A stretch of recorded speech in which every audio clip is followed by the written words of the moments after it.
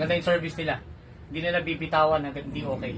Nakita nila yung leak, so walang daya-daya or something na sinungaling most of the time. Ganun. So yun, good day sir. Bali ito yung unit nyo na pinagkakot namin kahapon. So ngayon, yan po nilubog natin. Nilagyan natin siya ng 450. Ayan, bumaba agad. Dahil sa, ayan po, ang lakas ng leak. Kasi ito, tanggalin natin. Possible din mayroon dito sa kabila natin.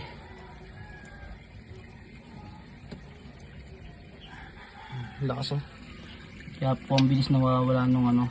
Katulad kahapon dito. Nakasanasalan na natin. Kaso hindi tayo naging compatible gawa ng bumababa yung pressure na kinakarga natin. So sa ngayon, ito, nandito tayo sa shop.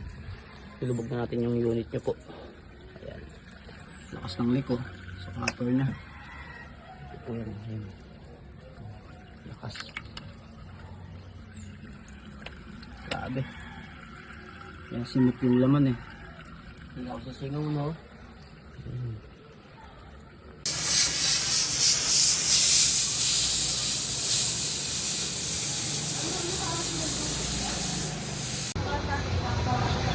Another day, another repair na naman tayo mga ka-Braves. Ayan, meron na naman tayo na satisfy na client ngayong umaga. Ayan, bali ito po ay, ang issue nito ay lagi na lang daw nawawala yung refrigerant niya. Kaya yan, bali kaya ginawa ni Braves, nilubog talaga ng buo para makita yung problema. Ayan, ayan po, bali patapos na tayo dito. Ang issue niya, may leak po siya dito sa may outdoor unit. Yan. Kaya nawawala yung kanyang refrigerant. Ayan, bali yan, goods na siya. Nakita na natin yung problema, bali kinakarga na natin. Inaantay na lang natin tumulo dun sa drain niya. Tara, punta naman tayo sa indoor unit, tingnan natin kung lumalamig, di ba? Ayan, malamig na po ang kanilang aircon. Oh, record mo. Yan, ano po sir masasabi niya sir? Good service sila. Ayan. Ayaw nilang bitawan yung customer ng hindi nila nasusolve yung problema. Ayan. Nagantay ako ng, actually wala namang 1 day. Pero okay sila. Maganda yung service nila.